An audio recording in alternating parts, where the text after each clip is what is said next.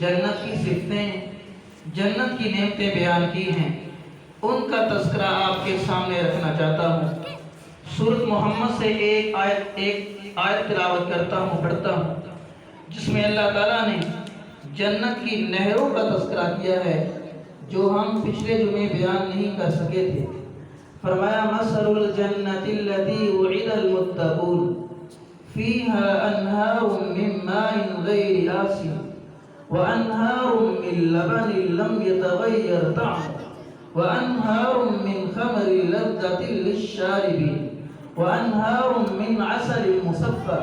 فرمایا ہم نے اللہ سے جو ڈرنے والے لوگ ہیں، اللہ کے حکم کے مطابق اپنی زندگی گزارنے والے، اللہ کے غلام ہیں، اللہ کے غلام بن کر جینے والے، ہم نے ایسے انسانوں کے لیے جنت تیار کر چھوڑی ہے۔ وہ کس طرح کی جنت؟ فرمایا ان کے محلات کے نیچے سے نہریں بہتی ہوں گی۔ فرمایا کیسی نہریں؟ سب سے پہلے فرمایا پانی کی نہریں بہتی ہوگی۔ وہ کیسا پانی؟ من ماء آسن، وہ ایسا پانی ہے جس پانی کا نہ کبھی ذائقہ تبدیل ہو، وہ ایسا پانی ہے جس پانی کا نہ کبھی رنگ تبدیل ہو، وہ ایسا پانی ہے جس پانی سے نہ کبھی سمیل آئے، وہ ایسا پانی ہے جس پانی سے نہ کبھی بدبو آئے، چاہے وہ چلتا رہے، چاہے وہ کھڑا رہے، کبھی اس کا ذائقہ بھی تبدیل نہ ہو، کبھی اس کا رنگ بھی تبدیل نہ ہو، اور نہ کبھی اس سے بدبو آئے گی۔ دنیا کائنات میں کوئی بھی ایسا پانی نہیں جس پانی کا رنگ تبدیل نہ ہوتا ہو، جس پانی کا ذائقہ تبدیل نہ ہوتا ہو، جس پانی سے بدبو نہ آتی ہو۔ لیکن دنیا میں اللہ نے ایک ایسا پانی بنایا ہے جس پانی سے نہ کبھی بدبو آئی، نہ کبھی سمیل آئی، اور نہ اس پانی کا کبھی ذائقہ تبدیل ہوا، نہ اس پانی سے کبھی اس کی رنگت تبدیل ہوئی۔ وہ زمزم کا پانی ہے۔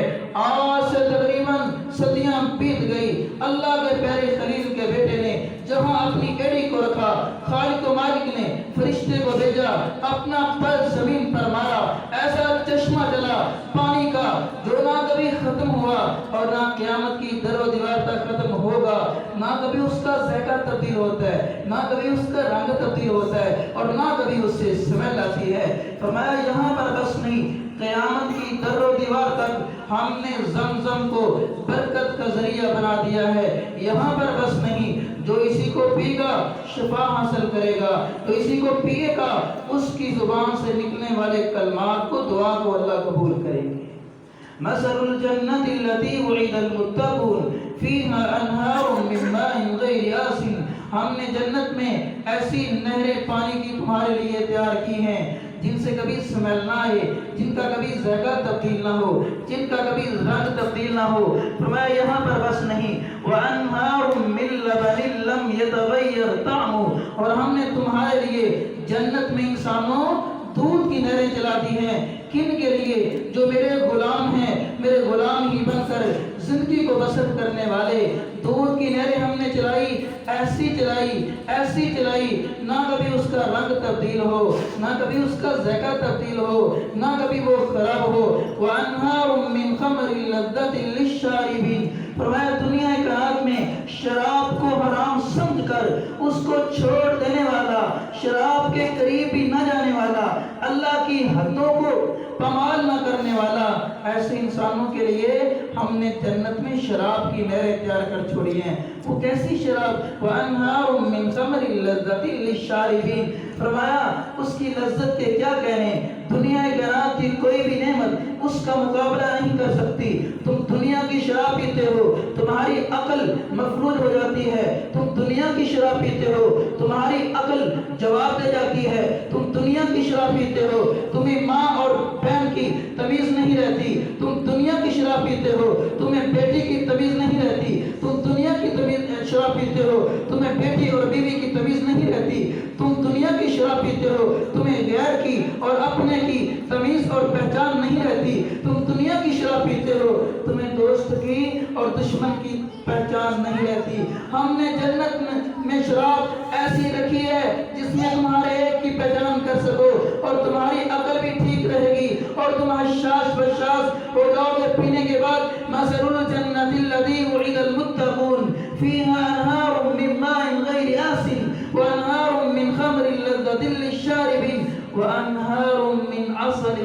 مصفا، اور ہم نے تمہارے لیے جنت میں ایک نہر، بلکہ نہریں ہم نے تمہارے لیے شہد کی، صاف شفاف شہد کی تیار کر چھوڑی ہیں، جو تمہیں دنیا میں ملنی بڑی مشکل ہوتی ہے۔ اللہ اکبر۔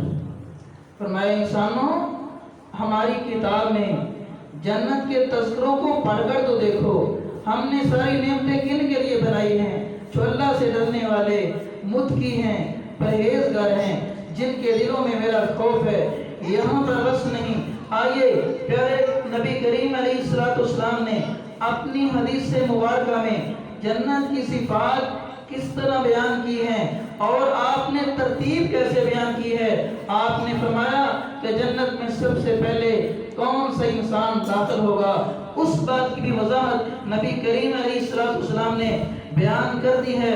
انس بن مالک رضی اللہ تعالیٰ عنہ بیان کرتے ہیں کہ نبی کریم صلی اللہ علیہ وسلم نے فرمایا، آتی باب الجنہ، جنت کے دروازے پر سب سے پہلے میں آؤں گا، یوم القیامہ فاستفتحا، جنت کے دروازے پر سب سے پہلے قیامت کے دن میں آؤں گا تاکہ میں دروازہ کھولوں۔ جو نگران ہیں دروازے کے اوپر چوکیدار بیٹھے ہوں گے، میں دروازے کو روک کروں گا، آگے سے کہیں گے کون؟ میں کہوں گا انا محمد، وہ کہیں گے ہم آپ کے انتظار کے لیے بیٹھے ہوئے تھے، ہمیں حکم ہوا تھا جو بھی آ جائے دروازہ نہیں کھولنا۔ سب سے پہلے دروازہ جب محمد کریم علیہ السلام آئیں گے تب آپ نے دروازے کو کھولنا ہوگا۔ آگے حدیث کے آگے جو الفاظ نبی کریم علیہ السلام نے بیان کیے، وہ الفاظ دلوں کی تختیوں پر، دماغوں کی اور دماغوں میں نوٹ کرنے کی ضرورت ہے۔ آپ نے فرمایا قیامت کے دن وَأَنَا أَوَّلُ مَن يُفْتَحُ لَهُ بَابُ الْجَنَّةِ، فرمایا قیامت کے دن تو جنت میں سب سے پہلے داخل میں ہوں گا۔ فرمایا وُلِدَ آدَمُ كُلُّهُمْ يُحِبُّ لِوَائِي تَحْتَ لِوَائِي، فرمایا قیامت والے دن پوری دنیا کے لوگ آدم علیہ السلام سے لے کر قیامت دنیا کے آخری انسان تک سارے لوگ میرے جھنڈے کے نیچے جمع ہوں گے۔ قیامت کے دن کسی کا جھنڈا نہیں ہوگا۔ اب یہاں ٹھہر کے ہم اپنے عقیدے کی اصلاح کر لیں۔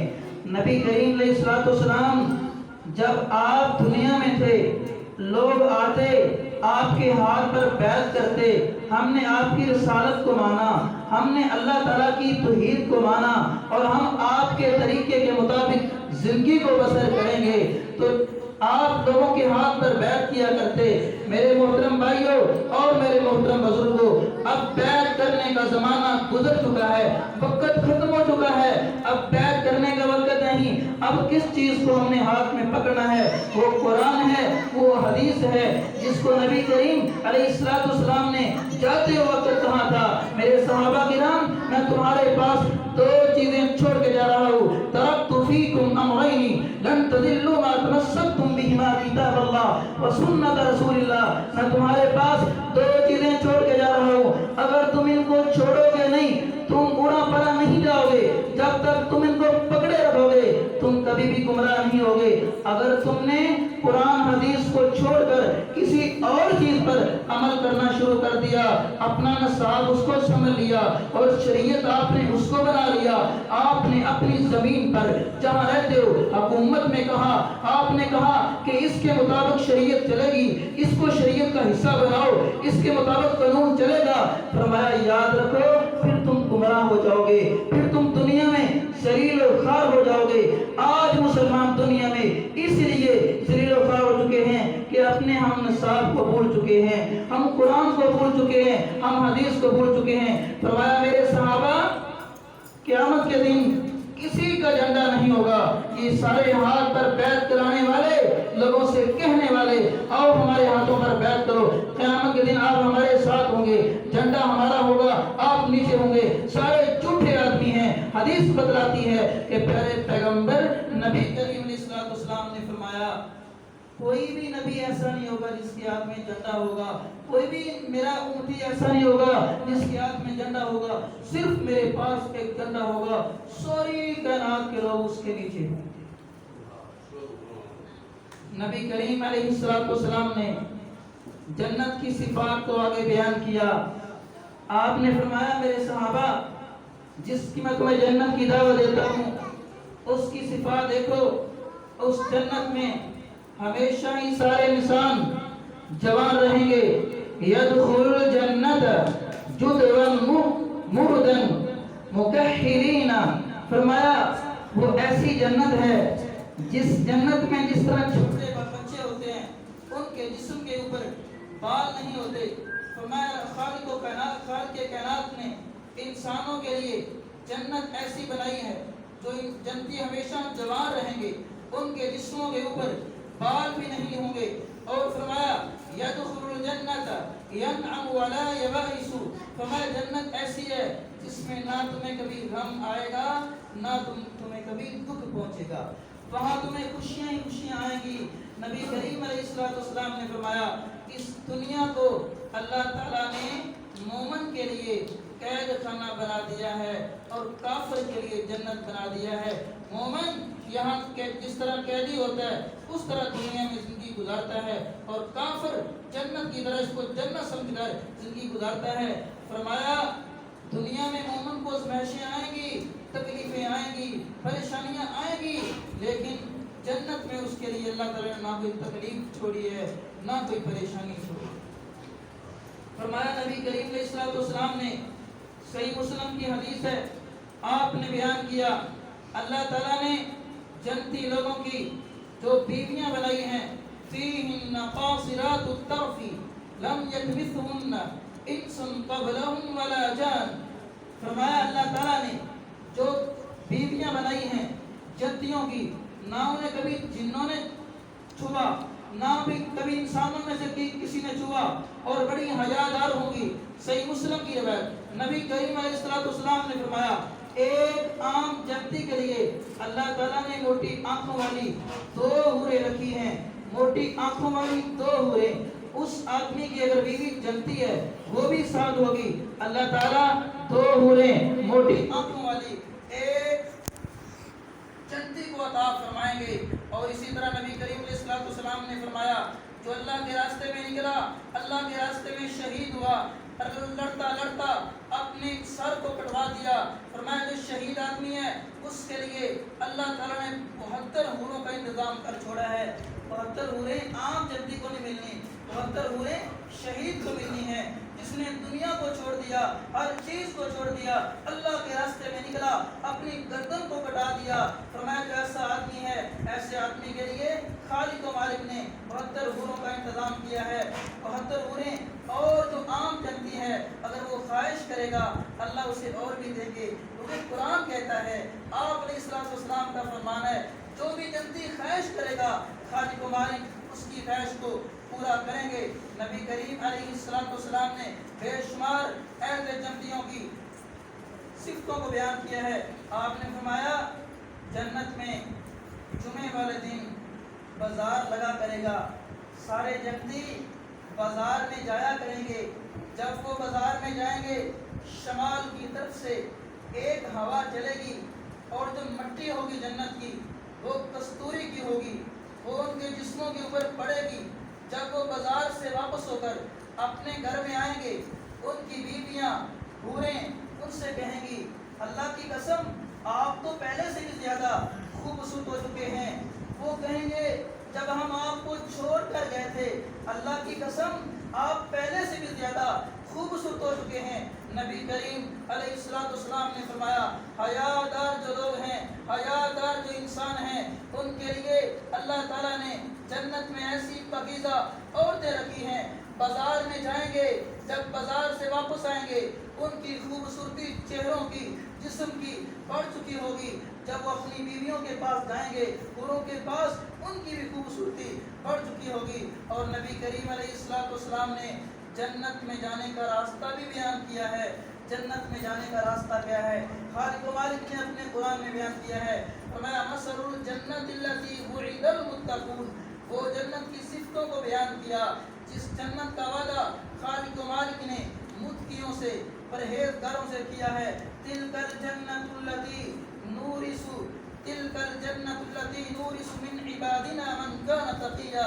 فرمایا جو جنت ہے ہم نے اس کا وارث جو اللہ سے ڈرنے والے ہیں، جن کے دلوں میں اللہ کا ڈر ہے، اللہ کا خوف ہے، ہم نے جنت کا وارث ان لوگوں کو بنایا ہے۔